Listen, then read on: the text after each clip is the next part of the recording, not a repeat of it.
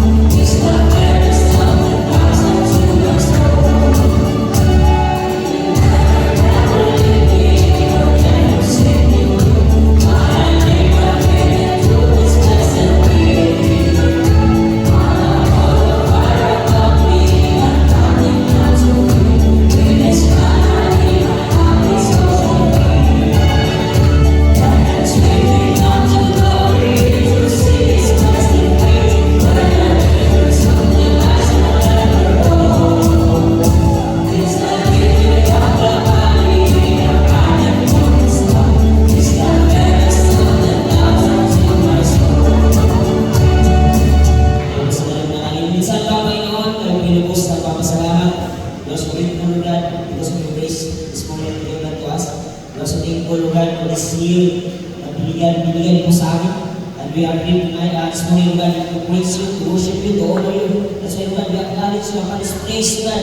We acknowledge your presence, Panginoon, because we believe that apart from your presence, apart from the Holy Spirit, we are nothing. That's why, God, sa umagang ito, patuloy ka namin itataas, patuloy ka namin pasalamatan sa aming mga buhay, dahil naniwala ko kami na ikaw yung Diyos na sumama at sasama pa, Panginoon, sa aming mga buhay sa taon na ito, Panginoon Diyos, na puno ng pag-ibig na ay puso sa buhay ng bawat isa, ang iyong kadakilaan, ang iyong pag-ibig at pagmamahal, mas karugan na ikaw nawa, ang patuloy na mag-glorify sa aming mga buhay. So continue to this service, God, I pray na ikaw sumamuna sa buhay ng bawat isa, ang declare victory upon victory, ang declare healing upon healing sa mga may sakit at karamdaman, Panginoon, and declare peace, love, and joy as we continue to worship you this morning. Patuloy ka namin pinagdaan sa mga salamatan sa pangalan ni Jesus. Happy New Year, Mount Sinai, God,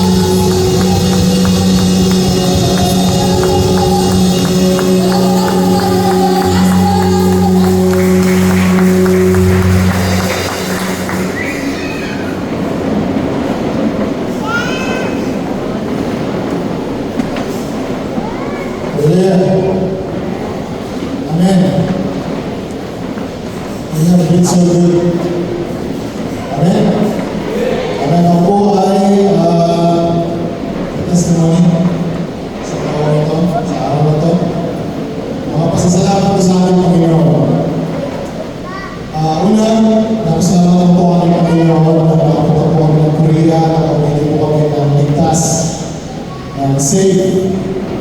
And then, pagkasalamat din po ako sa mga tao na tumulong sa amin, especially yung mga pagkakasalamat as always.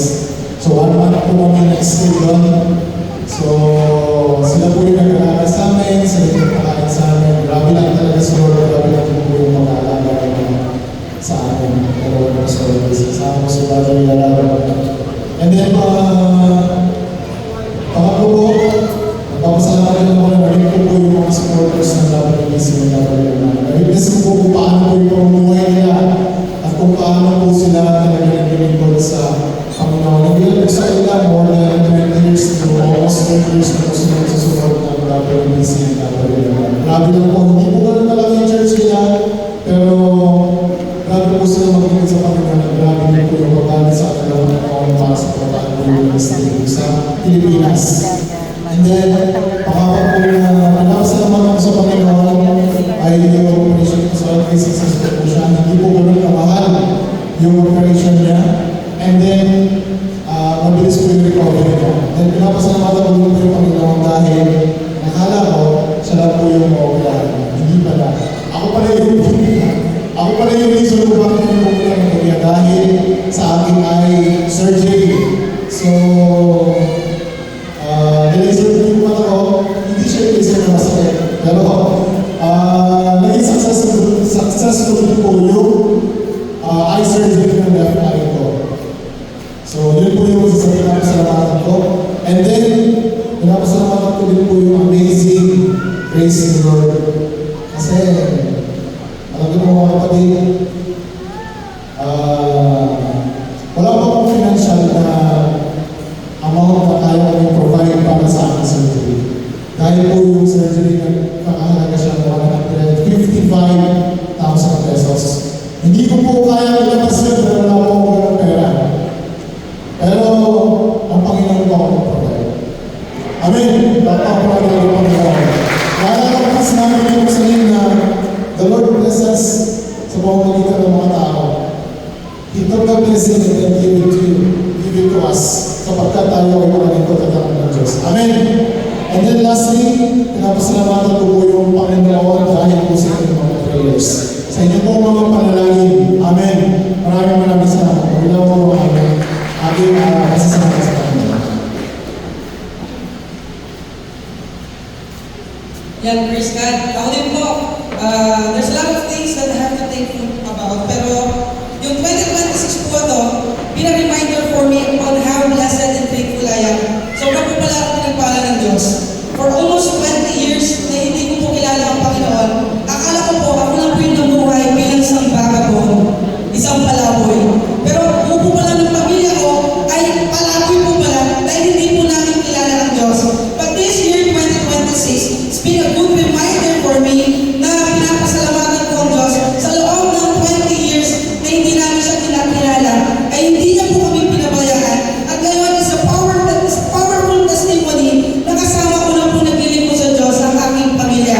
At yung pinanay ko, kapatid ko, at yung sa kapatid ko po sa Qatar, sila po lahat ngayon ay kapatid na po natin. Sila po ay nagsiserve na rin po sa ating Panginoon. Maraming salamat po sa Diyos sa pagkakataon na yun. Also, I want to thank God for the life of the young people that this 2026 New Year, they celebrated the New Year. Iba na po. Kung dati siguro, mga paputok po yung mga kasama sa kasal, mga paputok po yung mga dala-dala nila. Every New Year po siguro, marinig niyo po silang kumakanta po dyan sa baba ng videoke na I Beautiful Sunday. Pero this 2026, I thank God for the life of every young people na nag-iisa po sa goal ng ating pastor na salubungin po yung taon na to with a prayer with their family. Kaya sa mga pictures po dito, makikita nyo ang bawat young people, sinalubong po nila yung bagong taon kasama ang pamilya nila ng may panalangin. Praise God po!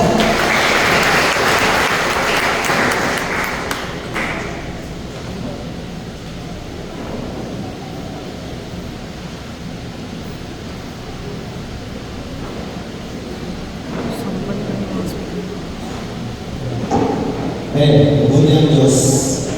Kaya, pag-pray po natin ang mga kapatid. Diyos, ligat na ginagawa ng Diyos Diyos, Panginoon, masalaan, Panginoon, sa iyo. At ang kinaanak sa iyong kabutihan, Panginoon, patuloy mo ang pinapatunayan sa buhay ng bawat sa aming pinatunayan mo ang ito, Lord God, ng isang taon, Panginoon. At ang naniniwala po kayo, Panginoon, na papatunayan mo ngayon. Muli, Lord God, ng taon na ito, Lord God. Lord, we pray po sa mga offering nito, Lord God, patuloy mo ang pagpapalayan mo sa ganun. Maging magpapala para mapalawak ang Panginoon at madagilan rin ang iyong pangalan. Pero din kami, Panginoon, na nagbibigay. Yan yung ang Panginoon, magbago sa kanilang buhay, Lord God, at magbago sa pagpapala. Magpulaw-ulaw ang pagpapala sa lahat ng mga hospital ng kanilang buhay, sa loob ng kanilang tahanan, Panginoon, at gano'n din sa kanilang pamilya. Tinatas ka namin, tinatagpilan, pinapulihan. Makapitalayan sa Panginoon sa aming Diyos. Amen. Yan. Yung mga hindi pa nakakapagbigay, hindi pa tumapulihan. Please, yan. Nakipagbukas po kayo sa akin sa Luke chapter 4, verse 13 to 17.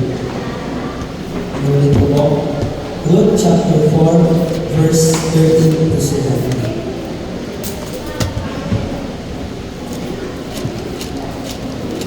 Sabay-sabay po natin pasama. Napangasawa nga ni Boaz at inuwi sa kanyang tahanan. Pinagpala ni Yahweh sa iyo, kaya't ito'y nagdalang tao at nanganak ng isang lalaki. Sinabi ng kababaihan kay Naomi, pulihin si Yahweh, binigyan kanya sa araw na ito ng isang ako na kakalinga sa iyo. Maging tanyag nawa sa Israel ang bata. Maghadid nawa siya ng kaaliwan sa puso mo at mag-alaga sa iyo ang ganda. Ang mapagmahal mong manugang na nagsilang sa bata ay higit kaysa 7 anak na lalaki. Kinuha ni Naomi ang bata, magiliw na tinanong at inalagaan mabuti. Siya'y tinawag nilang Obed. Ipinamalita nilang nagkakapo ng lalaki si Naomi. Si Obed ang siyang ama ni Jesse na ama ng Abimelech. Amen.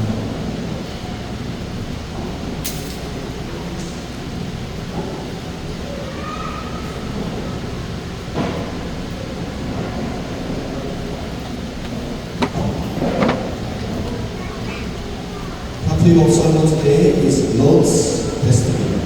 Ang topic po ng sermon natin today ay tadhana ni Ruth. Before a man is born, God plans his life.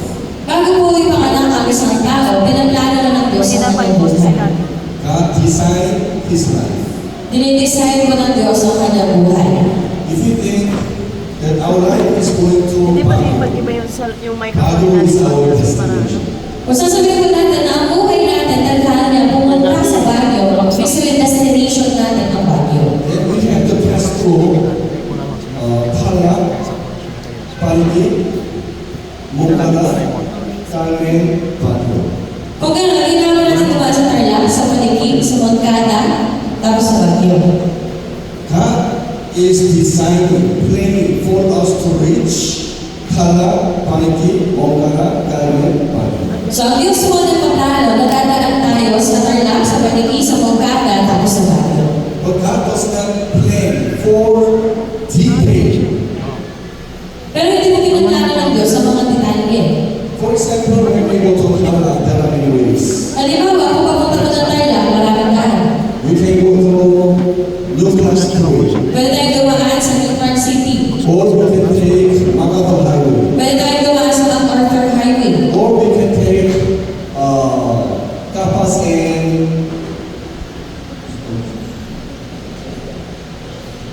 Kapas and what is the way? Okay, Kapas. And then we can take the SCTS. So, pwede po sa campus, pwede rin tayong dumaan sa SEDEX. It is up to us what road, what way we will take. So, depende po sa atin kung anong daan ang pipiliin natin. But whatever we take the road, reaching the Pala is designed and planned by God. So, ano man po ang daan na pipiliin natin, nakaplano na yan, pinlano ng Diyos na dadating ka sa Tarlac. Under whose parents you will be born? Kung kaninong magulang ka ipapanganak, In what country you will be born? papanganak ka sa bansa, With whom whom you will marry, Kanino ka mag-aasawa? what church you will choose, Saan simbahan ka pupunta? when you will receive Jesus as the Lord. As Kailan mo tatanggapin si Jesus bilang Panginoon at tagapagligtas? important events in your life is already designed and planned by God. So, ang importante sa puno ng buhay mo natin ay nakaplano na sa Diyos. According to Isaiah chapter 45, there is a man called Chorus. So, sa Isaiah chapter 45, meron po lalaki pangalan Chorus. God prophesied to Isaiah 690 years, in 690 years BC. So, nag-prophesy na po ang Diyos sa pamamagitan ni Isaiah noong 690 BC patungkol kay Cyrus. God said, after 200 years, there will be a baby boy who will be born in Persia. Sabi ng Diyos, kalipas sa 200 years, darating ang isang hari na ipapanganak sa Persia. His name will be called Chorus. Ang pangalan po niya ay si Cyrus. He will be the king, Siya yung magiging hari. and he will be the one to release the people of Israel from the Babylon kingdom. At ito yung hari na magpapalaya sa mga Israelita mula sa paggabihan ng Babylonia. So 200 years before Chorus was born, God already planned. 200 taon bago po anak si Cyrus, pinlaan na ng Diyos ang kanyang buhay. Also gave him the name Chorus. Siya rin po ang nagbigay ng pangalan na Cyrus. His destiny was already decided by God. Ang kanyang tadhana ay nakaplano na sa Diyos. It is before you will be born, your destiny, the God's plan for you is already decided. Ibig sabihin, bago pa pinanganak, meron ng pinlano ng Diyos para sa iyo. This morning we will study about Lot's destiny. So ngayong umaga, pag-aaralan po natin ang tadhana ni Ruth. What was God's plan for Lot? Ano po ba ang tadhana, ang plano ng Diyos sa iyo? Number one, God's first plan for Lot was to have her receive Yahweh as her God. Ang unang plano po ng Diyos sa buhay ni Ruth ay patanggapin sa kanya na si Yahweh ang Diyos. One day, a Buddhist monk was walking on the road. Isang araw po, meron isang Buddhist monk na naglalakad sa daan. Alam po kanina ang Buddhist? Alam niyo po ba yung Buddhist? Buddhism? Buddhism? The monk was walking on the road. So ang isang Buddhist monk naglalakad sa daan. There's so many people. The very notorious dog was spilling the saliva and then rushing and running toward him. Tapos bigla, meron po lumapit sa kanya isang pitbull, naglalaway, nagigigil. He was very afraid and he shouted, Sobrang takot niya, siya po ay sumigaw. "Oh my God!" Oh my God! Actually, he has to call it, "Oh my Buddha." So dapat tinawan niya, oh my Buddha. Do you know the blessing of "Oh my God"? Alam niyo po ba ang pagpapala ng oh my God? Lord's God were Chemosh and Baal. So ang Diyos po sa panahon na yun ay si Chemosh at si Baal. Lord was a Moabite woman. Si Ruth po ay isang Moabita. Moab's gods were Chemosh and Baal. So ang Diyos po ng mga taga-Moab ay Chemosh at si Baal. Chemosh, the head is a bird and the body was man. So katulad na nakikita po natin, si Chemosh, ang ulo niya ay si bull, pero ang katawan niya tao. He was known as the god of war, giving victory. Kinikilala po siya bilang Diyos ng war at siya ang nagbibigay ng katagumpayan. The sacrificial ritual was to offer the baby to Chemosh. At ang sacrificial ritual po nila is iaalay ang mga sanggol kay Chemosh. So the Moabite people offered their children to Chemosh by setting on the fire. Kaya mga Moabite, sinusunog po nila yung kanilang mga anak dyan kay Chemosh. Baal looks like a man. Si Baal, mukha po siyang tao. He was known as the god of abundance and prolificity, So siya po ay kinikilala bilang Diyos ng abundance. giving a lot of children. So siya yung nagbibigay ng maraming anak. And then the ritual was to have a group sex in the temple. At ang ritual po kay Baal ay mag-group sex po sila doon sa templo. If I dramatize Luke chapter 1, it is just as follows. So kung idrama po natin ang Luke chapter 1,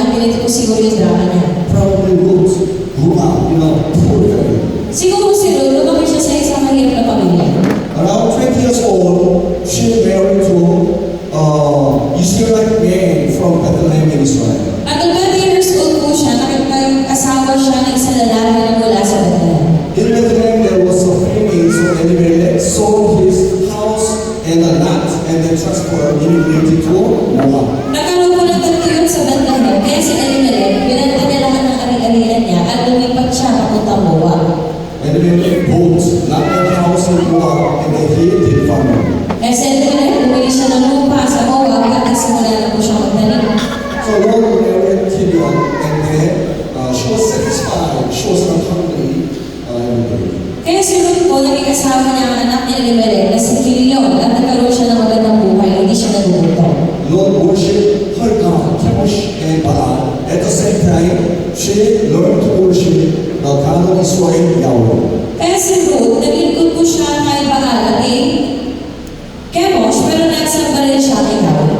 But the father-in-law, Elimelech, and then the brother-in-law, Mahlon, and also her husband, began to worship the gods of Moab. Pero si Elimelech, ang kanyang father-in-law, ang kanyang asawa, at ang kanyang brother-in-law na si Mahlon, nag-start na magsamba sa Diyos ng mga Moab. They attended the sacrifices of Chemosh and Baal. Sa nabuhay natin dalawa sa mga sacrifices ni Baal at ni Chemosh. Because when they went there, they ate the buffet free. They drank free. Dahil pag pupunta po sila doon, nakakain sila ng libre, nakakainom ng libre. Also sex free. Libre din po ang sex. Naomi told them, don't do that. Sinabi kasi ni Naomi na huwag nilang gagawin ito. Our God, Yahweh will be angry. Magagalit ang Diyos natin na si Yahweh. Worship only Yahweh. Kaya paglingkuran nila lamang si Yahweh. But they did not listen to Naomi. Pero hindi ko sila nakinig ni Naomi. One day, the father-in-law became sick. Isang araw nagkaroon ko ng sakit ang kanyang father-in-law. Naomi said, because we left Bethlehem, and you did not serve Yahweh. Because of that, God is punishing. Kaya sabi ni Naomi sa kanyang asawa, dahil hindi tayo sumunod sa Diyos at umalis tayo sa Bethlehem, ngayon, pinaparusahan tayo ng Diyos. Honey, you have to repent. So God will heal your sins. Kaya hindi dapat magsisi ka para pagalingin ka ng Diyos. But he did not listen. Pero hindi mo siya nakinig. He continued to attend Baal worship. Nagpatuloy mo siya magsamba kay Baal. And then he became sick. Nagkaroon siya ng sakit. So the family sold the land and then treated her medically. Kaya pinanatan po ako ng lupa at ginamit pagdara. But finally died. Pero siya po ay namatay. So they didn't have the land. So wala po silang lupa. So Mahlon and Gideon went to Aaron's farmland and they worked and received the allowance. Kaya si Mahlon at si Kilion nagsimula na po makitrabaho sa mga ibang may ari ng lupa. One day, Mahlon, a brother-in-law became sick and also he died. Isang araw si Mahlon, sa father-in-law ni Ruth, ay nagtatrabaho at siya po ay namatay. Now we say, our God, Yahweh is good God. Pero sabi mo ni Naomi, ang Diyos natin ay mabuting Diyos. Yahweh is the God of healing. Ang Diyos na nagagamo. But if you do not serve God, God will not take care of you. Pero kung hindi ka maglilingkod sa Diyos, hindi ka aalagaan ng Diyos. Therefore, my son, please worship only Yahweh. Kaya sabi, anak ko, maglingkod ka lamang kay Yahweh. But her husband, Gideon, also continually attended Baal worship. Pero ang asawa ni Ruth ay patuloy pa rin po na-attend sa Baal worship. And he became sick. Siya po ay nagkasakit. Lot was afraid. Natakot si Ruth. She began to pray to her God, Chemosh and Baal. Kaya nagsimula po siya manalangin sa Diyos niya, si Baal at si Chemosh. Also praying to Yahweh. At nanalangin din kay Yahweh. But her husband did not repent, and then finally he also died. Pero kanyang asawa hindi po nagsisi at sa siya po ay namatay. Now, no husband, Wala na siyang asawa. no land, Wala na siyang lupa. no house. Walang bahay. The remaining is the old mother-in-law and sister-in-law and herself. So ang natira na lamang ay si Ruth, ang kanyang mother-in-law na matanda at ang kanyang sister-in-law. Ruth was angry with her gods, Chemosh and Baal. Si Ruth po ay nagalit sa kanyang Diyos sa si Chemosh at si Baal. She prayed to them, but they did not save her husband's life.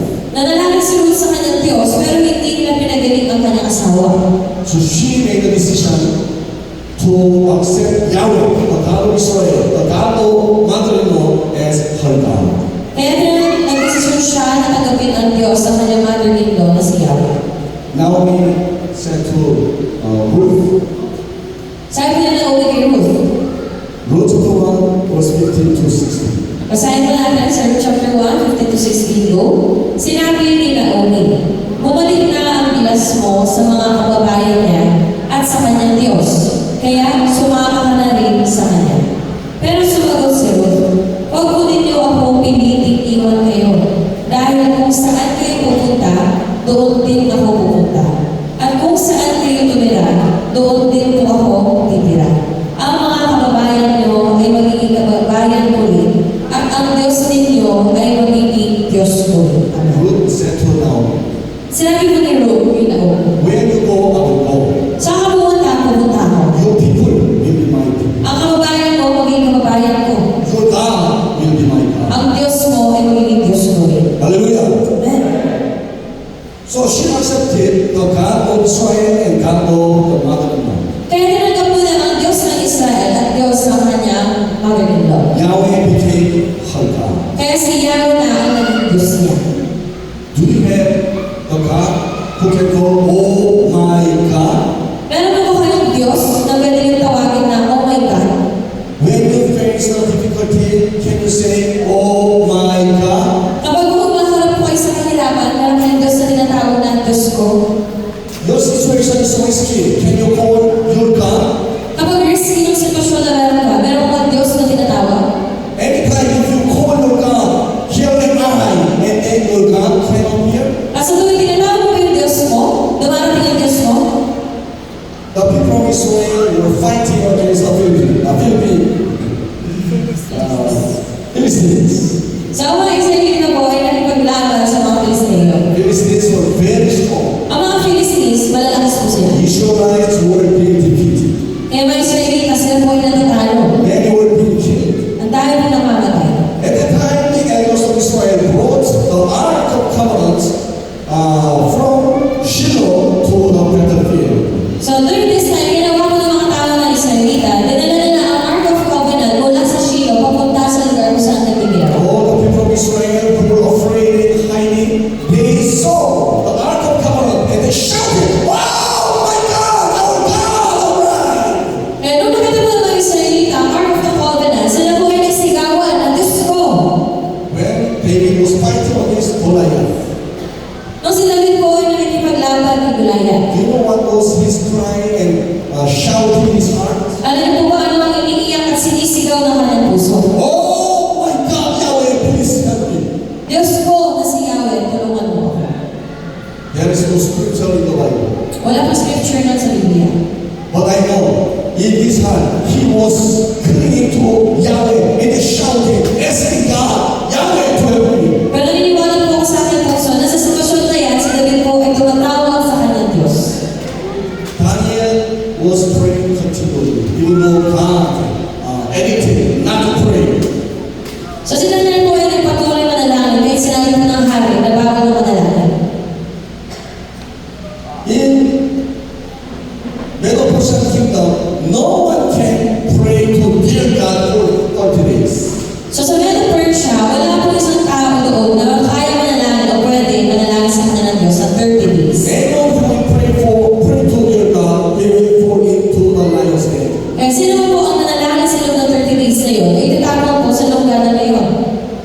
After he listened to this law, he went home and opened the window and he prayed to his God, Yahweh. Pero after po narinig yung batas na binigay ng hari, umuwi siya sa kanyang silid, binuksan ang bintana at nanalangin ulit sa kanyang Diyos sa siyaw. Because of this, he was arrested and he was thrown into the lion's den. At dahil po dito, siya ay pinulit, tinapon sa lungga na ngayon. So before he was thrown into the lion's den, he was rejoicing. So sa palagay po ninyo, bago siya tinapon dyan sa lungga na ngayon, siya kaya ay nagsasaya. Wow, I can see the lions! Wow, makita ko ang leon! No, he was shouting and screaming in his heart. So pwede sa puso niya, siya po ay sinisigaw. Oh my God! Diyos ko, Oh Yahweh! o Yahweh, Please save me iligtas mo ako for your glory. para sa kagalaginan mo. My God. Tinawag niya ang Diyos ko. Shadrach, Meshach, and Abednego. They also did not bow down to the big statue. Sa Shadrach, Meshach, Abednego, hindi po sila lumuhod doon sa malaking statue na ginawa ng hari. The king shouted, anyone who does not bow down to this statue I made, then he will fall into the furnace. Pero sabi ng hari, sino man ang hindi luluhod sa statue na ginawa ko, itatapon dyan sa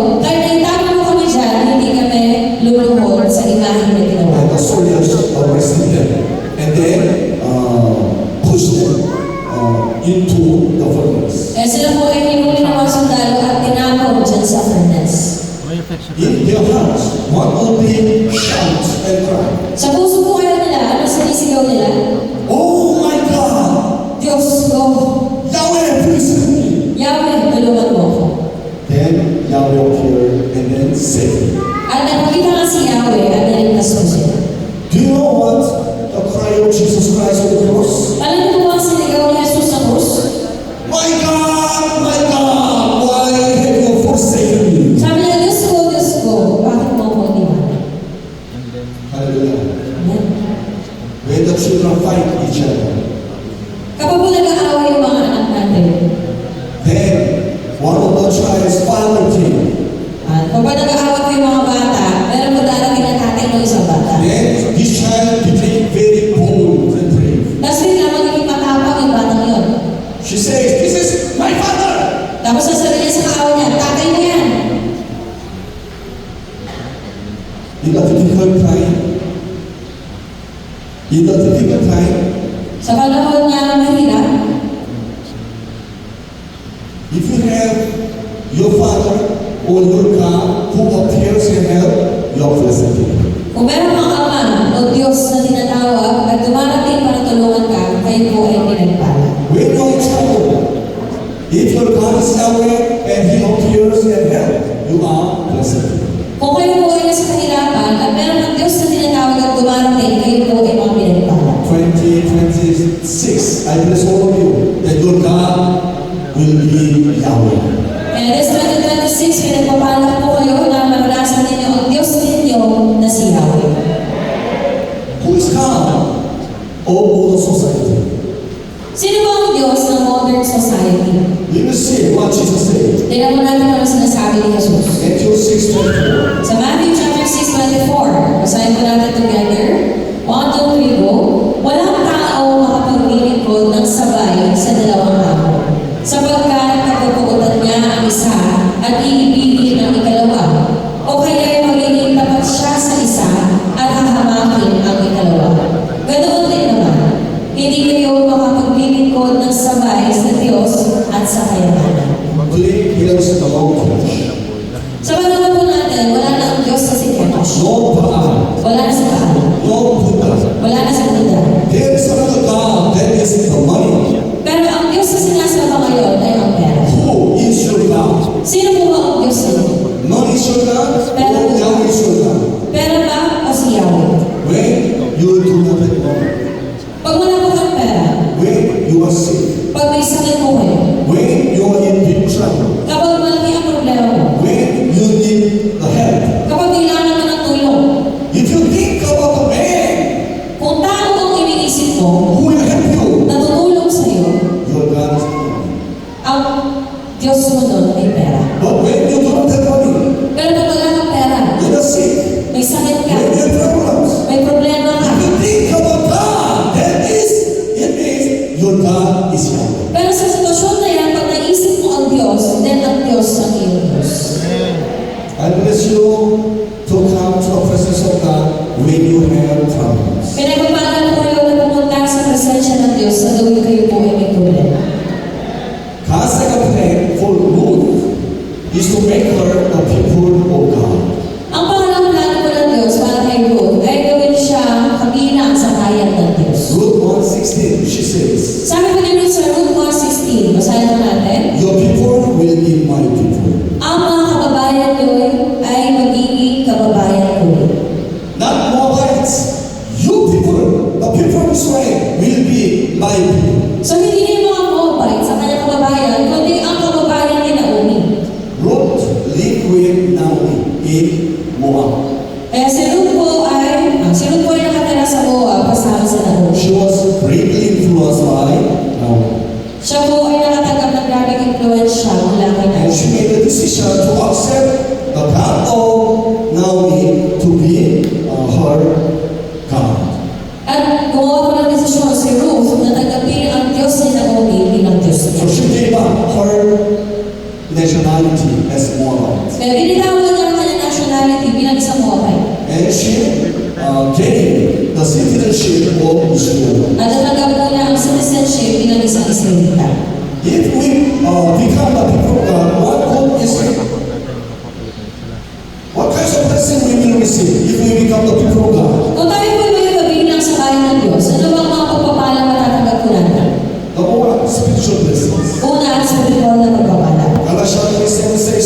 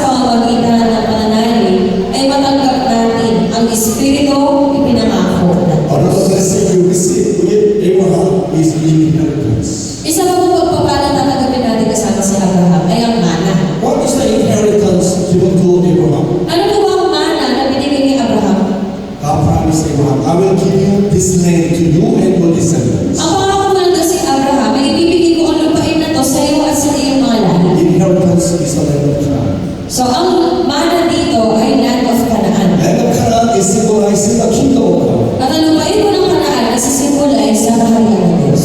When Ruth became the people of God, she became the descendant of Abraham. Nung si Ruth po ay naging parte ng bayan ng Diyos, siya po ay naging anak ni Abraham. And that she could receive the blessing with Abraham. Kaya pwede na niyang tanggapin ang pagpapala kasama si Abraham. The blessings were receiving the Holy Spirit, entering the kingdom of God. Ano yung dalawang pagpapala? Tanggapin itong banal na Espiritu at pumasok sa langit. What are the worldly blessings? Kung gano'n, ano naman po ang mga makamundong pagpapala? When we become the children of God, the people of God. Kung tayo po ay magiging kabilang sa bayan ng Diyos o anak ng Diyos. The people of Israel became the slaves in Egypt. Ang mga Israelita po ay naging alipin sa Egypto. When they accepted Yahweh to be their God, then God delivered them out of Egypt. Nung sila po, dumating po ang Diyos at sila ay niligtas mula sa Egypt, nung sila ay naging bayan ng Diyos. Liberation. Kalayaan. Freedom. Freedom. When the people of Israel stood before the Red Sea, God parted the Red Sea and then blessed them to run away from Egyptian army. Nung nasa harap ng pulang dagat ang mga Israelita, hinati ng Diyos ang pulang dagat at sila po ay nakatakas. When you face the difficulties and the risk, then God will open and make a new way. Kung kayo po ay humaharap sa kahirapan, ang Diyos ang magpapala at magbubukas ng bagong daan. People of Israel did not find the water for 3 days. Ang mga Israelita, hindi po nakahanap ng tubig sa 3 araw. Finally, they found but it was bitter. They could not drink. Sa wakas nakahanap po sila, pero hindi nila mainom kasi mapait. Then Yahweh appeared and changed the bitter water to become sweet. Si Yahweh po ay dumating at pinalitan ang mapait na tubig ginawang matamis. Many people drank the bitter water and became sick, and some of them died. Marami po uminom sa mapait na tubig, nagkasakit at maraming namatay.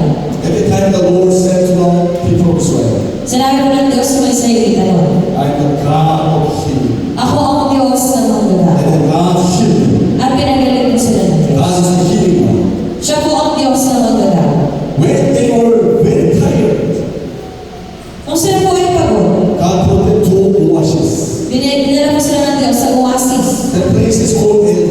Tawag po doon, Elim. 70 palm trees, May 70 palm trees 12 at springs. 12 na springs. So there, the people of Israel rested peacefully. Doon po nagpahinga na mapayapa ang mga Israelita. Israelites could not find water. Wala po silang makahanap ng tubig. At the time God burst the big rock and then the river of water gushed out. Wala po tubig doon, pero nabigay po ng tubig ang Diyos mula sa bato. 4 million people drank. 4 na milyong tao po ang uminom. More than 10 million flocks and herds drank. At mahigit 10 milyon na flocks and herds ang uminom. When they did not have the food in the desert, Nung wala silang pagkain sa ilang, God sent manna from heaven. nagpadala ng mana mula sa langit ng Diyos. No SM, Walang SM, no satisfied store. walang sari-sari store. But God sent the food from heaven. Pero nagpadala po ang Diyos ng pagkain. When the Amalekites were raiding the people of Israel, Noong ang mga Amalekites ay nire-raid sa mga Israelites, Yahweh was with them, and then have gave the victory to the people of Israel. salamahan po sila ni Yahweh at siya ang nagbigay ng katagumpayan. This is Yahweh. Ito po si Yahweh. If this Yahweh is our God, we are blessed. Kung si Yahweh ay ating Diyos, tayo po ay mga pinagpala. All of you believe in God. Lahat po tayo naniniwala sa Diyos. All of you believe in Jesus. Lahat tayo naniniwala kay Jesus. Your God is Yahweh. Ang Diyos po natin ay si Yahweh. Amen. Then my question, whenever you ask, whenever you call the name of Yahweh, Yahweh appears to you. Sa tuwing tinatawag niyo ba ang pangalan ng inyong Diyos, siya ba ay dumarating? If Yahweh does not appear to you, if Yahweh does not give you heaven, then you have to think about your Christian life. Kung hindi po dumarating ang Diyos sa tuwing tinatawag mo siya, binibigyan ng katugunan at kagalingan, dapat i-check mo ang buhay Kristiyan. Even though you accepted Jesus and Yahweh to be your God, but if you do not obey, if you do not read the Bible, if you do not pray, if you do not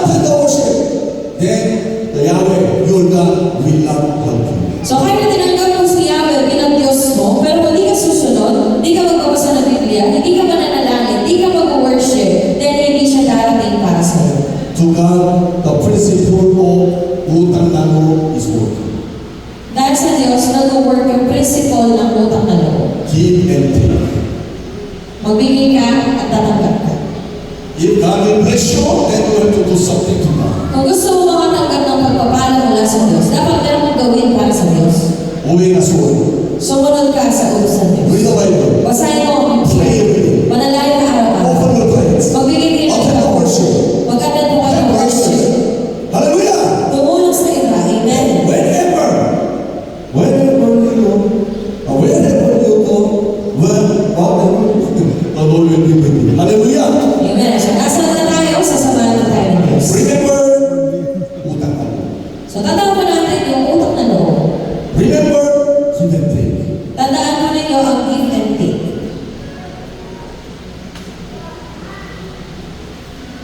The way Ruth became the people of God was through a man. Ang daan kung paano po niya maging parte ng bayan ng Diyos si Ruth ay pamamagitan ng tao. God's plan is fulfilled through the principle of encounters. Ang plano po ng Diyos, natutupad niya sa pamamagitan po ng principle of encounters. I will explain once again.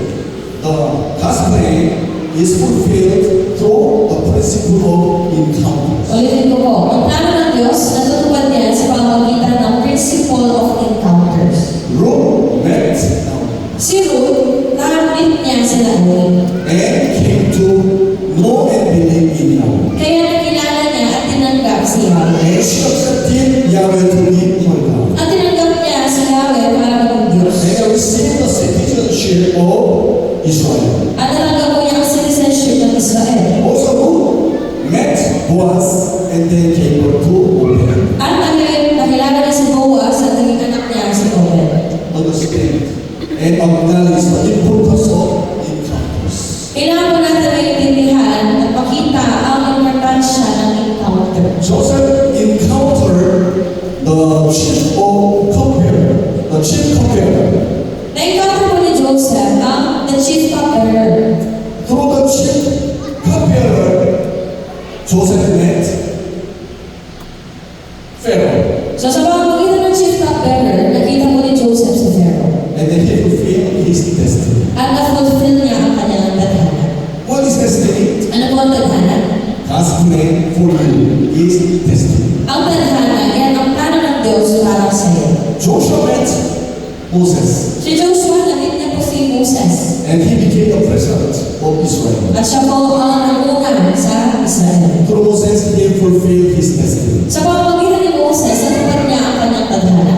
David met Samuel, and then he fulfilled the destiny of being a king.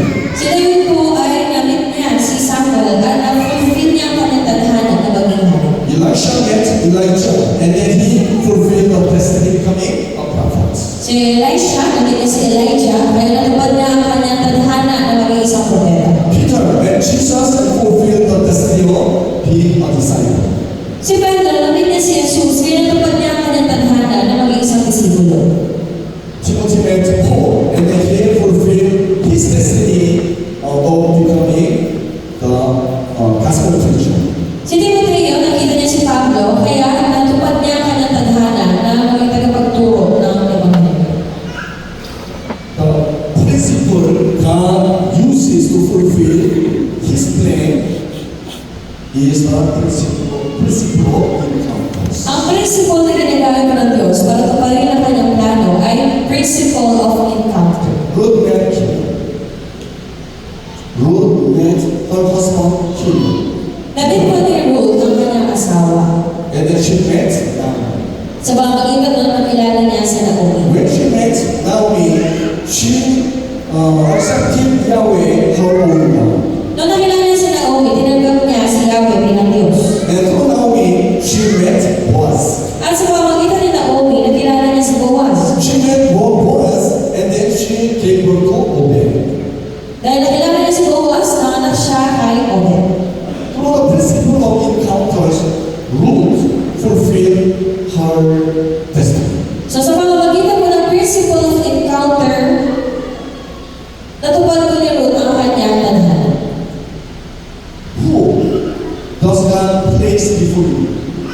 Sino po ba ang nilalagay ng Diyos sa inyong buhay? Some people are giving you benefits. Ibang tao binibigyan kayo ng benepisyo. Some give you benefits. Ibang tao walang benepisyo. Some harm you. Even though some people are harming you,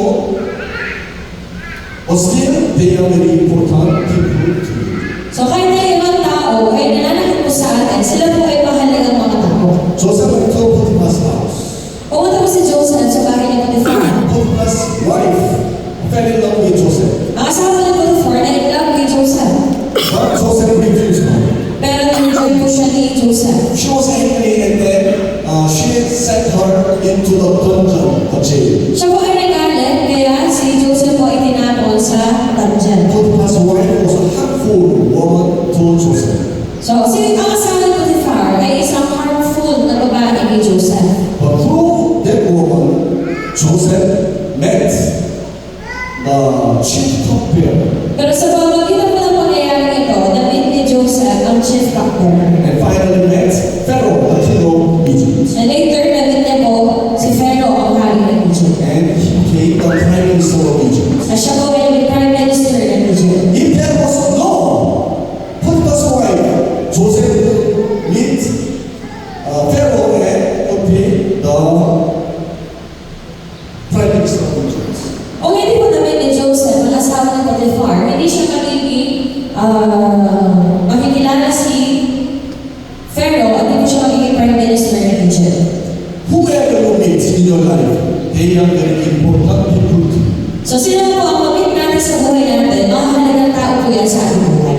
Through them, the Lord will fulfill His plan for you. Dahil sa pamamagitan nila, tutuparin ng Diyos ang plano niya sa buhay mo. Therefore, consider important the encountering with others. Kaya bigyan po natin ang halaga ang mga tao na nakilala po natin.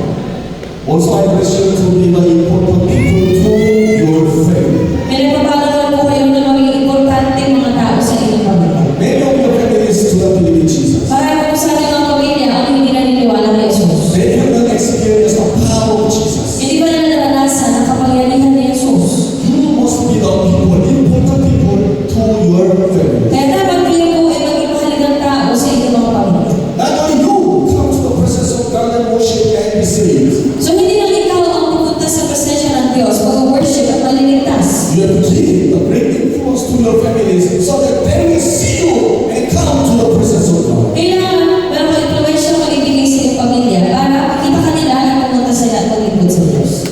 God's third plan for Ruth was having her live in Bethlehem. Ang pangatlong plano po ng Diyos kay Ruth ay tumira siya sa Bethlehem. God's plan for Ruth is making her live in Bethlehem. So ang plano ng Diyos sa buhay ni Ruth ay tumira siya sa Bethlehem. Bethlehem means the house of bread. Ibig sabihin mo ng Bethlehem ay house of bread. John chapter 6, Jesus said, I am the bread coming down from heaven. Sa John chapter 6, sabi po ni Jesus, ako ang tinapay na nagmumula sa langit. Bread means Jesus. Ang tinapay po dito ay si Jesus. The house of bread means the church. Ang house of bread, ibig sabihin simbahan. Ruth followed Naomi and then she came into the church. So si Ruth, sumunod siya kay Naomi, kaya nakapasok siya sa simbahan. Church is the body of Christ. Ang simbahan ay katawan ni Kristo. Coming into the church means coming into Christ. Pumapasok sa simbahan, ibig sabihin pumapasok kay Kristo. But even though we are living in the church, still we face all problems and difficulties. Pero kaya nakatira po tayo sa simbahan, humaharap pa rin tayo sa kahirapan at problema. Until we reach the third day of paradise. Hanggang sa araw na papasok tayo sa ikatlong langit para. In this world, there is Satan's angels and the demons. So dito po sa mundo, at dito sa Satanas, ang mga demonyo at ang mga anghel ni Satanas. They try to steal and kill and destroy you. So nandiyan sila para magnakaw, manira at sumira. If you live in the church, even though you face problem, the Lord will take care of you. Pero kung nakukulang po tayo sa kahirapan ng problema, kung nasa church tayo, aalagaan tayo ng Diyos. But if you suffer problems outside the church, the Lord will not take care of you.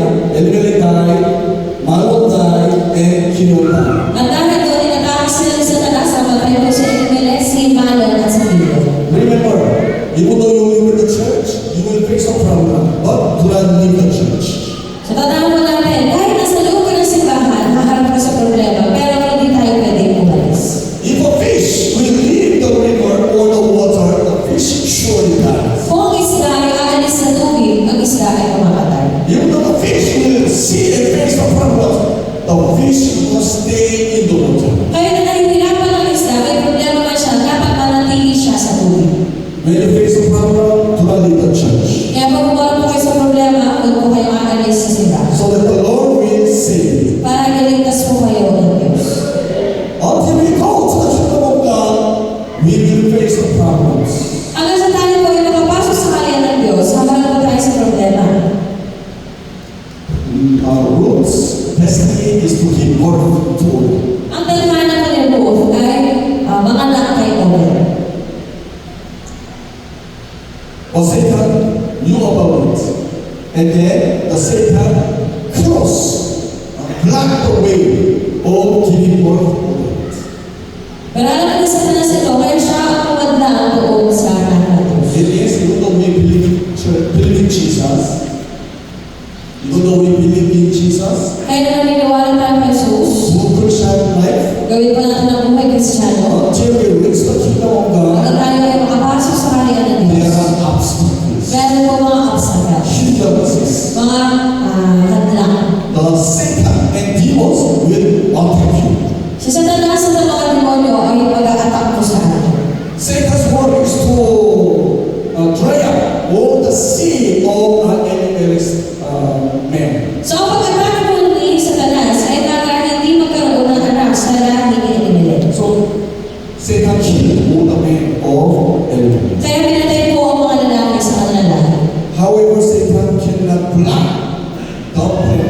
Kahit na ganoon, hindi kaya hadlangin ni Satanas ang plano ng Diyos. Why? Bakit? In destiny, or in God's plan, or in Jesus Christ, there is the power of breaking through. Dahil sa tadhana, sa plano ng Diyos, meron kang kapangyarihan ng breakthrough. Power of breaking the barriers. Kapangyarihan na sirain ang mga barriers. Frustrations will change. Ang frustration ay mapapalitan ng pagpapala. Jesus' destiny is to save the humanity. Ang tadhana ni Jesus ay iligtas ng sangkatauhan. Satan knew about this. Alam mo na Satanas ito. So when Jesus was born, Satan used the King Herod to kill Jesus. Kaya nung pinanganak po si Jesus, gumawa po ng paraan sa Satanas para patayin si Jesus. King Herod was afraid because the newborn baby will take away his kingship. Natakot po si King Herod dahil yung bago pinanganak na sanggol ay kukunin ang kanyang magiging hari. But Herod didn't know where Jesus would be born. Pero hindi Exactly who was the baby. alam ni Herod kung saan po ipapanganak si Jesus at sino siya. But he knew the place. The place was Bethlehem. Pero alam niya ang lugar na Bethlehem. So Herod ordered the soldiers to kill all the baby boy under 2 years old from Bethlehem, separating, and then 16 kilometers. So nagutos po si Herod na patayin mo lahat ng mga sanggol mula 2 years old pababa mula sa Bethlehem tapos 16 kilometers ang layo nila. Jesus was supposed to die, So dapat namatay po si Jesus. but God sent an angel Pero nagpatalo po ng anghel. and told to Joseph to take the baby, go down to Egypt. At sinabi na po si Joseph na pumunta sa Egypt kasama ang sanggol. Joseph's destiny was to save Egypt, Canaan, and all of his family. Ang tadhana po ni Joseph ay iligtas ang kanyang pamilya at pumunta sa Egypt. Satan knew about this. Alam mo ni Satanas ito. So Satan used the Potiphar's wife Kaya ginagawa ni Satanas ang asawa ni Potiphar. and then sent Joseph to the dungeon. At pinadala sa Joseph sa kulungan. There, Joseph was supposed to die. Dapat doon namatay si Joseph. But God blessed Joseph to meet the chief cupbearer of Egypt. Pero pinagpala ko ng Diyos si Joseph na maging niya doon ang chief cupbearer. Through this, he came out of the prison and met Pharaoh and became the prime minister of Egypt. At wala doon nakalabas po siya sa kulungan at natanggap niya ang pagpapala na naging si Pharaoh. As a result, he saved Egypt and Canaan and all of his household. Bilang resulta, naligtas niya po ang Egypt, Kanaan at ang kanyang buong sambahan. For me, 2025 was the year passing through the valley of death. Para po sa akin ang taong 2025, para po siyang taon na dumadaan po ako sa Valley of Shadow of Death. January 1st week, I did not pray with the students and the church members. January 1st week, hindi po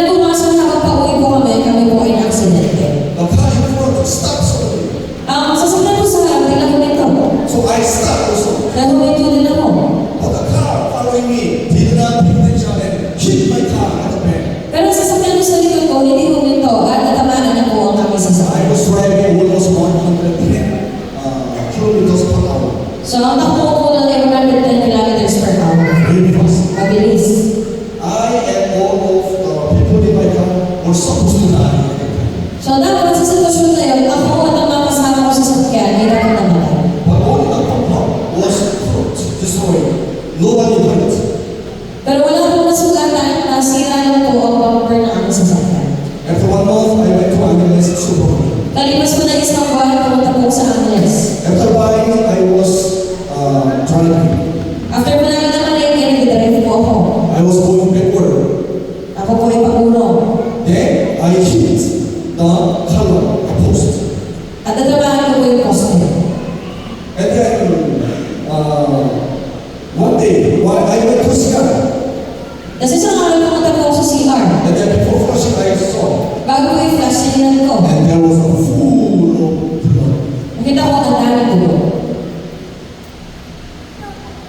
And my eldest niece suddenly had a cancer. Ang pangalan ko na pamangkin, bigla nagkaroon ng cancer. And then she removed the womb. Kaya natanggalan ko siya ng womb. She is still single. Single pa po siya. And then she also has the guitar cancer. At meron din po siya ang cancer sa kanyang lalamunan. And suddenly, Pastor Grace, the tumor was growing. Tapos sa Sir Grace, meron po siyang tumor na lumalaki. And next time suddenly, have the risk of losing the eyesight. Tapos sa next year, bigla po nagkaroon ng risk na mawalan mabulag.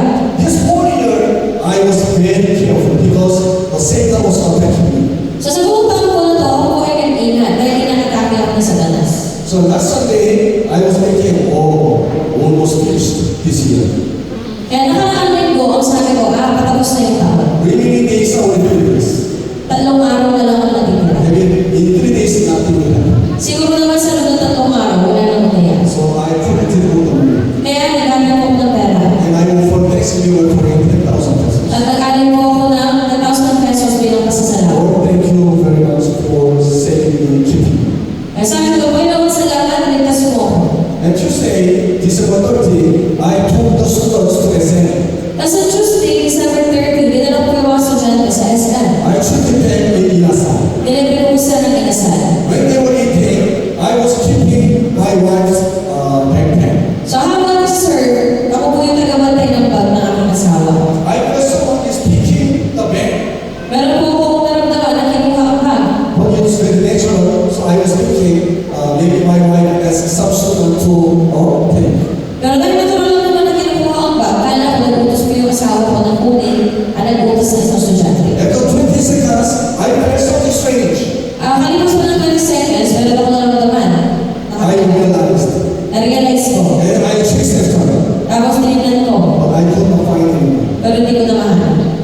My wife lost cell phone around 50,000 pesos. So nawalan ko kami ng cellphone, mga 50,000 pesos. Inside the wallet around 25 or 30,000 pesos. Mula ko sa wallet, mga 25 to And she 30,000 put pesos. some items. At mga mahalagang ID. So this year I was walking through the valley of shadow of death. So ngayong taon, ako po ay naglakad sa Valley of the Shadow of Death. But still, my God was with me. Kahit na ganoon, ang Diyos ko ang sumama sa akin. Amen. My God saved me, protected me, provided me. So ang Diyos ko ang nagligtas sa akin at nagprotekta sa akin. This year I pray, Lord, please send 12 or maximum 15 students. Sabi ko this year, Lord, magpadala ko ng mga 12 or 15 na estudyante. God sent 25 students. Pero nagpadala ko ang Diyos 25 na estudyante. It was a miracle to me. It was a miracle ko siya sa akin. Problem arose. Nagkaroon ng problema. School operation, 50,000 pesos monthly were lacking. Kulang ko ng 50,000 na buwan ang support ng school. I pray to God. Nanalangin ko ako sa Diyos. Then suddenly God broke the Korean pastors and then they suffered. Nagpadala ang Diyos bigla ng mga Korean pastors at sila po ay nagsuporta. And there are many sick people in my family, but God healed them all. So marami po mga may sakit sa aking pamilya, pero ang Diyos ang nagpagaling. And God provided me. At ang Diyos din po ang nagbigay ng pera. Brothers and sisters, do not miss out on this money. Mga kapatid, huwag po natin itindihin na balik. We do not save another money in the bank. Hindi po tayo nalili po ng maraming pera sa bangko. Instead, we save the money in the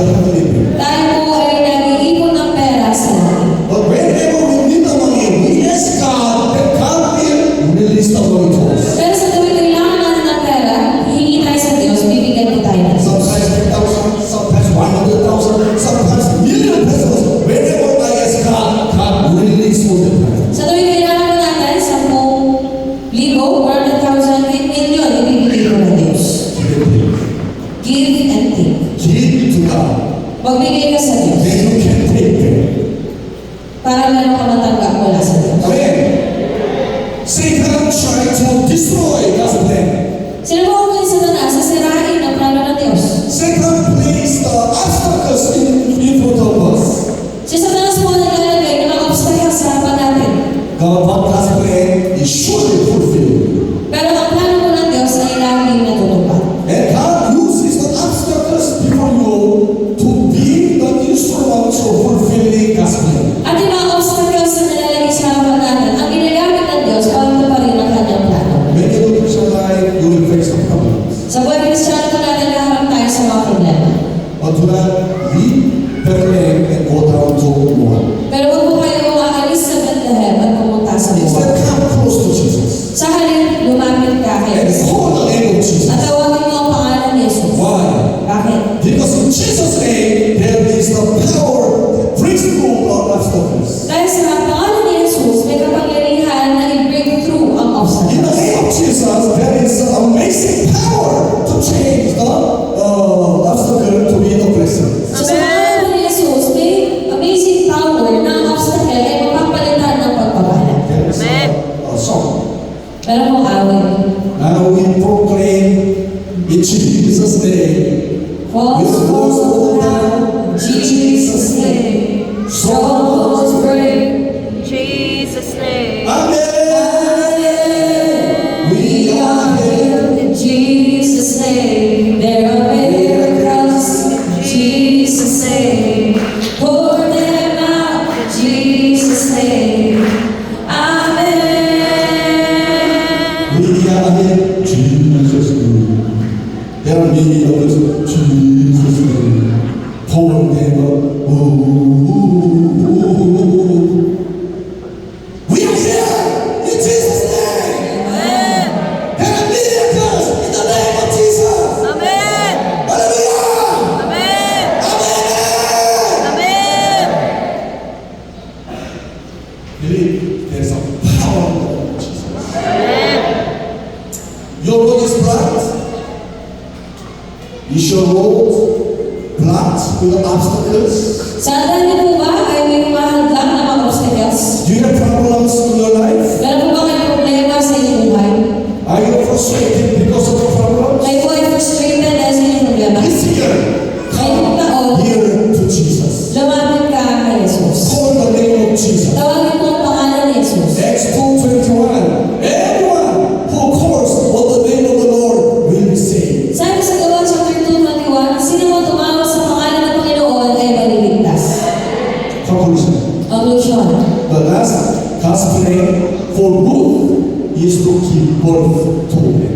Ang walang plano po ng Diyos sa buhay ni Ruth ay manganak kay Obed.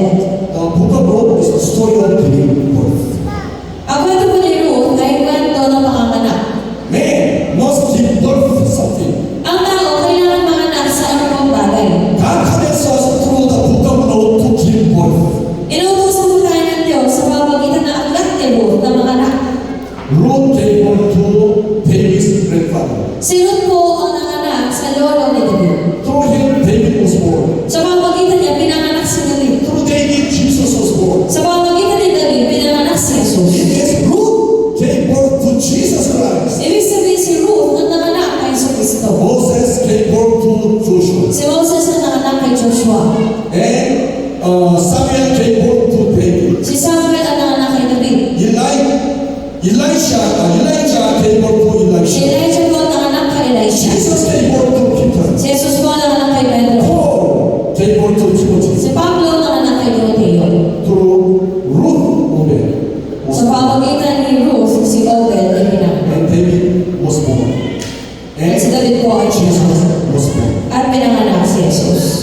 The route, the way of our life is the same. Ganun din po ang buhay ng ating lahat. You have to work in your companies So ganun din po ang daan ng ating buhay. Kailangan mo natin magtrabaho so that you can make money and you can survive. para kayo po ay kumita ng pera at mag-survive.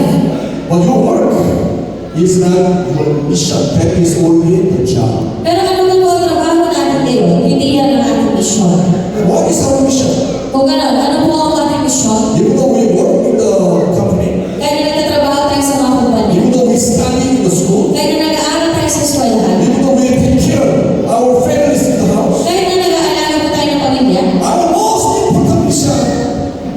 is to make 2 disciples. Ang pinakamahalagang misyon ng ating buhay ay make 2 disciples. To baptize in the Holy Spirit. Sa baptize them in the Holy Spirit. Teach the Bible to me. To teach the Bible to me. Matthew 20:19-20 is Jesus' great mission. Sa Matthew chapter 28, 19-20, makikita po ang Jesus Great Commission. That is the last word of Jesus. Yung po ang muling kabilin ni Jesus. Jesus did not come into to make money. Hindi po kayo inuutosan ni Jesus sa kumita lang ng pera. He said, Matthew chapter 6, Jesus said, don't worry about eating, drinking, sheltering. Sa Matthew chapter 6, sinasabi ni Jesus, huwag ka mag-alala sa iyo kakainin, iinumin at susuotin. What do you have to do? Ano ang kailangan mo gawin? To fulfill God's plan. Para tuparin ang plano ng Diyos sa inyong buhay. Make 2 disciples. Make 2 disciples. Baptize them with the Holy Spirit. Baptize them in the Holy Teach the Spirit. Bible to me. Teach the Bible to me. Then God will take you. Kung gano'n ang Diyos na mag-aalala sa inyo, I promise, if you do these 3 things, God will take care of your family. God will supply your needs. God will heal your sickness. And surely will be your God. Oh my God! Let us shout together. Oh my God! Oh my God! Oh my God! Jesus is your God. Hallelujah.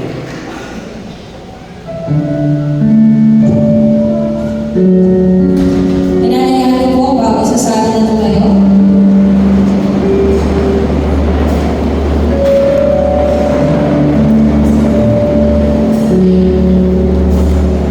Meron po plano ang Diyos sa buhay ng bawat isa sa atin. Meron na po tayong destiny na binigay ng Diyos. So, bakit po tayo minsan nagtatanong? Bakit kaya meron tayong destiny pero nag-iiyak tayo? Pero hindi natin alam na dinadala naman na tayo ng Panginoon doon sa destiny natin. Kasi sa paglalakad naman natin, di ba, minsan mainit, minsan umaaraw, minsan umuulan. Di ako, doon sa paglalakad, minsan merong rough road, minsan sementado, okay yung daan. So, pero yung daan na yun, napunta doon sa lugar na patutunguhan mo. So, dinadalaan ng Panginoon doon sa lugar na dinistin niya para sa iyo. At naniniwala ako na hindi nag-distin yung Diyos para mahirapan ka at para saktan ka, para sirahin ka. Yan, ang taas ang ibigay ang kanyang buhay. Namatay ka siya para sa atin. Doko. Yan. Then, matakbuhan na po natin ang ating Panginoon. So, bakit hindi tayo tumawag sa Kanya? Sa time na tayo ay nahihirapan, sa time na tayo ay nabibigyan, sa time na tayo ay merong problema. Bakit hindi tayo tumawag sa Panginoon? Natagpuan na natin si Lord. So, ito yung blessing na binigay sa atin ng Panginoon dahil natagpuan natin siya para tumawag tayo sa Kanya. Sabi niya, oh my God. So, kailangan natin kilalanin si Lord. Kailangan natin i-accept si Lord sa buhay natin. Bakit? Kaya niya tayong tulungan. At kaya niya tayong talhin dun sa lugar na kung saan makamit natin ang kapayapaan. Hallelujah. Mahal ka ng Diyos. Sa aking sa puso at damdamin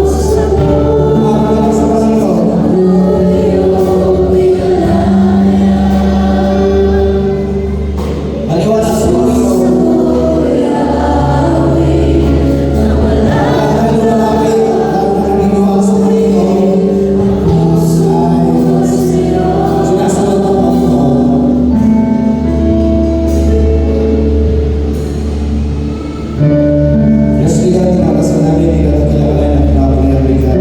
Pinapasalamatan, Rigat, sa buhay na iyong inihanda, Panginoon, sa buhay ng bawat isa sa amin. Kaya, Rigat, naunawa ko namin na kung bakit minsan kami nga po'y nahihirapan, kami nga po'y nabibigatan, kami nga po'y nagdadanas na mga pagsubok sa buhay, dahil kami nga po, Panginoon, ay dinadala ko, Rigat, sa distinct links, Panginoon, na inihanda ko, Panginoon, sa buhay ng bawat isa sa amin. At naniniwala ka tayo, Panginoon, kapag narating mo namin ang lugar na ibigan, kami nga po ay iyong sasalubungin, Panginoon, at pagmamalain. Bigan, kaya mga Panginoon, na masilayan ko namin ito, Panginoon, at hindi po ito maalis sa aming mga puso, hindi po maalis ito sa aming mga buhay, hindi po ito maalis sa aming mga isip, Panginoon, kundi panghawakan po namin, Bigan, at ibibigay po namin ang aming mga sarili, ihanda po namin ang aming mga sarili, Panginoon, kasunod, Bigan, sa iyong kalooban. Tinatasan namin, tinatakilan namin ang pinagpapalian.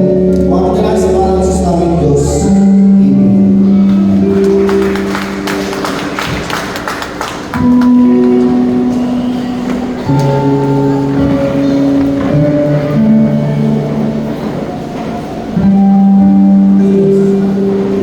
Amen. Happy New Year po sa lahat. Punta po tayo sa ating mga announcement. Announcement po, appreciation po sa lahat ng nakilahok, nakisa, na tumulong na maglinis sa ating church. Your labor sa TV. Amen. Napakatalakan po. Pangalawa, meron na po tayong bagong worship team this 2026. Pakipag-alam po sa inyong mga department heads at abangan po ang ito po sa ating church bulletin board. Ang new worship team po ay may meeting po after ng benediction. Amen. Then, pangatlo po, January 13 to 16 ay meron po tayong mga mission team. Sa January 14 po, ay magkakaroon po tayo ng evening service sa Calvary dito po at 6 p.m.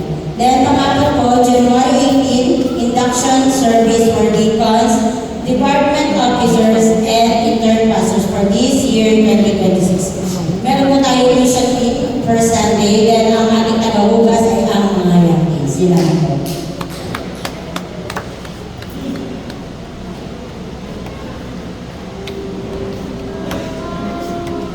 Praise, meron po tayo mission offering para sa mga pastors at churches. Yan, so, yan na po natin ang ating mga sarili at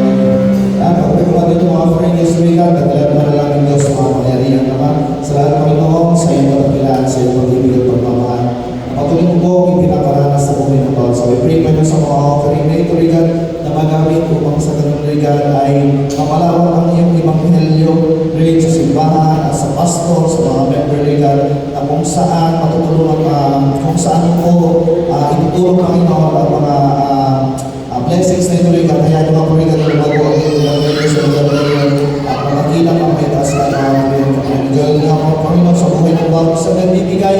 Pinadalahin ko ngayon Panginoon na matuloy mo akong ibuhos rin ang iyong mabaragas at pagpapala. At kaya nga po Panginoon na maging makita ito rin sa kanilang mga mata Panginoon. Panginoon sa patuloy na silang magpasalamat Panginoon at takilahin ang iyong pangalan. Kung mga padala sa pangalan sa aming Diyos. Amen. Kumain po tayo lahat at ikusin po natin yung mission slogan. Nasa natin ang mga kami po natin. Make two disciples. Baptize with the Holy Spirit. Teach the Bible to obey. Amen. Because po natin yung the Lord's Prayer. Our Father, which art in heaven, hallowed be thy name. Thy kingdom come, thy will be done on earth as it is in heaven. Give us this day our daily bread, and forgive us our sins, as we have forgiven our debtors. And lead us not into temptation, but deliver us from evil. For thine is the kingdom, the power, the glory forever. Amen. Pwede po natin yung thanks to God by